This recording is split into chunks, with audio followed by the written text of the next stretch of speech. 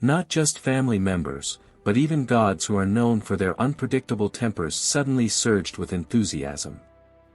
I couldn't help being surprised for a moment at the camp surrounded by heat. But only for a moment. Unknowingly, I, who had a dull face now, had slightly flushed cheeks and smiled. The opportunity to issue orders has been stolen, the general. But, I think it's fine. Miss Naza whispered in my ear with a mischievous smile, and I replied. Sending incentives that don't fit my style is now superfluous. As the team leader, it's certainly embarrassing, but I'm very happy. The degree of happiness can no longer be described in words. This partner, who formed a team for the first time, was a support girl who hated adventurers so much, but now she's shaken so many people like this. And she is bathed in applause. Really like a hero? I think yes. Although I am not qualified to comment on anything, I am still very proud. The fanatical adventurers left the front of the tent one after the other, busy with final preparations, while I walked over to Lily and the goddess. Lily, who was on the verge of sighing after completing the initial, encourage, task, smiled shyly when she saw me. Lily, you are so amazing. It really is, like looking at Mr. Finn. Inflamed everyone with crazy words. He said that doing so would definitely satisfy the adventurers' appetites. Then she commented on Mr. Finn. I also had fun with her and laughed. At the same time, I also feel that Lily is very reliable now. If it's Lily now, I should be able to tell her. I should say what I was thinking. Saying this is different from the sense of disobedience, maybe it's just nonsense, the what if I've always felt. Lily, can you hear me say something? In the center of the camp, after the other adventurers, gods and adults completely disappeared. Only me, Welf and Miss Aisha who went on the expedition together are left here. After listening to me, Lily frowned. After all, that's what Belsama said, so Lily doesn't doubt it.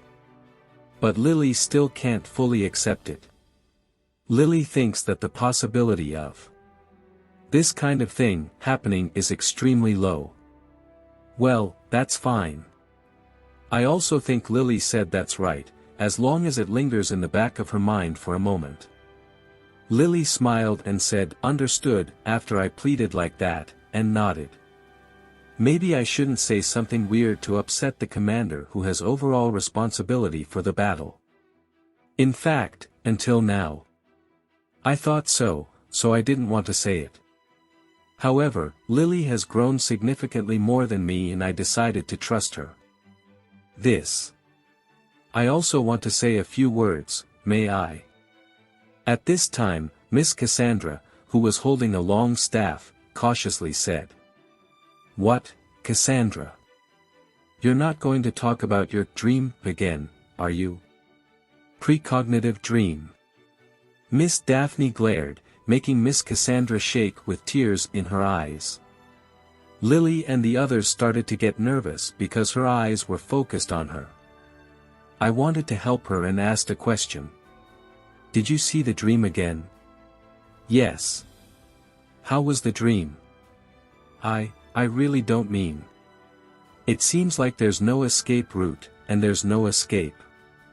Such and such things happened in the twilight-colored land. Elves and villains. Boars and chariots. On the contrary, I cared more. The body with the livid face and struggling to speak vaguely made me break out in a cold sweat. Miss Cassandra, whose eyes were wandering, seemed to have made up his mind and said, but, there will be wind blowing. She said it to me with direct eyes, and in that moment, what I felt wasn't surprise, but a lot of surprise. Wind, is it? What will happen if the wind blows? I don't know. But, there will be wind. Miss Harrowheim tilted her head slightly, and Miss Aisha was watching asked suspiciously, but Miss Cassandra just repeated the same words. Miss Daphne and the others sighed helplessly as I lifted my head. Wind. Under the bright sun, a light wind dragged the clouds across the sky. Let's tear down the bridge now. Send the Allied forces to position in the designated area. 1 hour before the start of the battle.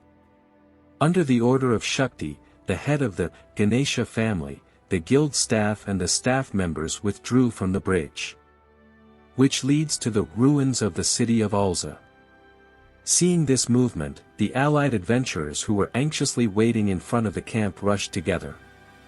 Dwarves with hammers on their backs, elf wizards with staves, blacksmiths with magic swords in their arms, all struggling to get to the place designated by the commander. Speaking of which, what a surprise, Bors. You will participate in this battle. Don't talk, Cyclops. I'll make a move when my time comes. I'm lying to you. Originally, I wouldn't come if I was killed. Tsubaki, who was resisting the magic sword, spoke, and Bors, who was also resisting the great axe, bravely replied at first. And immediately became livid, feeling that he would cry at any moment for snot. My uncle intends to stay at the Hotel Labyrinth in Rivera. But our stupid goddess keeps saying stupid things.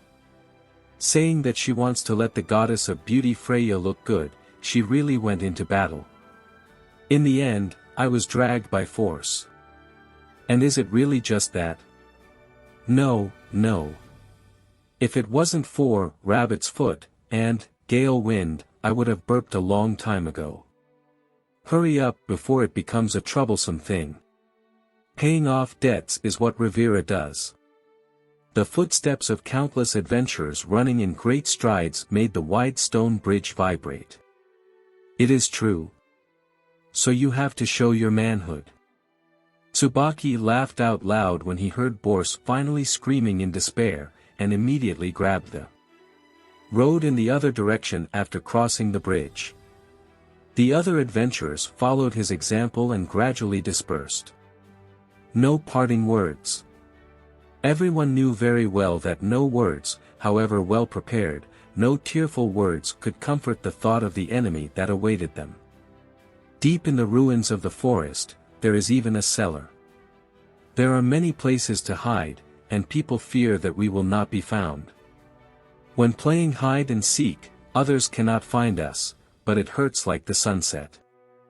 The eyes are so empty. The gods also crossed the bridge, looking for his hideout in the designated east side domain. Stop talking nonsense and decide where to hide, Hestia. If the main god is caught first and dragged back, it will be difficult. I know. I'm a master of hide and seek in the skies, and other gods even consider me a rare character. Hestia responded with pride when Hephaestus reminded her. Takamikazuchi gave her a skeptical look, and Mayak spoke a reasoning infinitely close to the truth. Accompanied by a small number of guards, the gods who sent the coalition army decided the hiding place after considering the movements of others. Gods. Adventurers and all gods have crossed the bridge. Well done, seal the bridge. You, Ilta, monitor the shore vicinity as planned. After the gods crossed the bridge, Ganesha Familia once again sealed the bridge. Ruins of the city of Ulza, the huge island is located in the south of the Depression Lake. The ruins can only be accessed by walking across the bridge that extends to the south.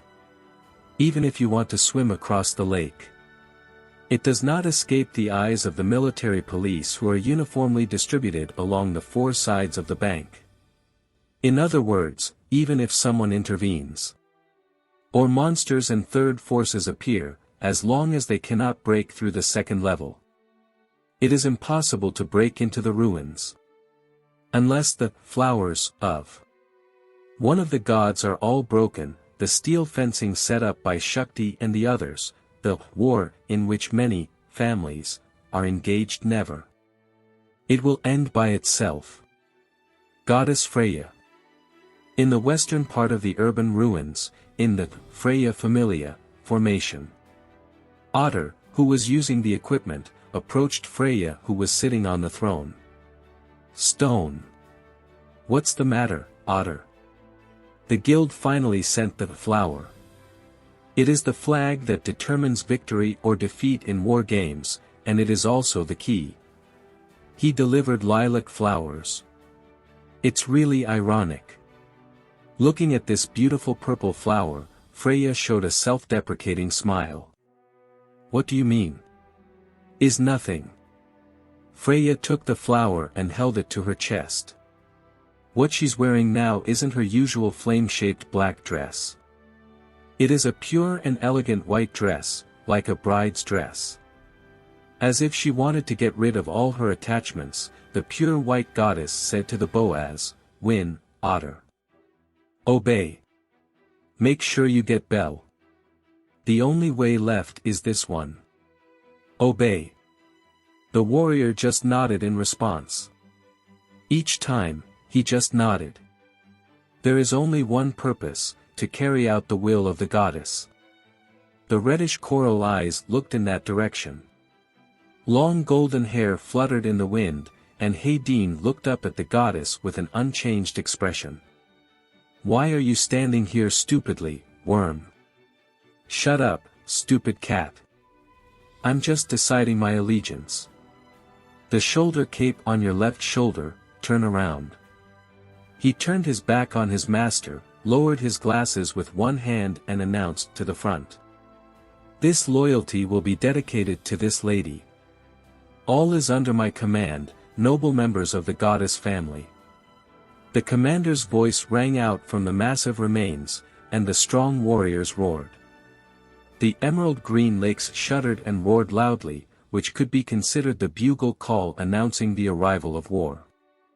"Are you coming? The final battle, Ragnarok. And I'm about to begin." The dark elf held the scabbard and the long black sword inside, and let out a cowardly voice. "It's time. It's time. Is coming. Is coming." The identical voices of the small Palin quadruplets merged and they donned sand-colored helmets. Quick battle. The thing to do is still the same. Just smash to death. Please help me after the battle starts, Lorna, Ilda. If the barbarians who hurt the goddess appear, I will definitely become ruthless. Understood. Lord Hythe. Come on, goddess's darling. The warlike boarman stepped out from the goddess's side, paying attention only to one boy, and said softly. "Let's get started, Bel."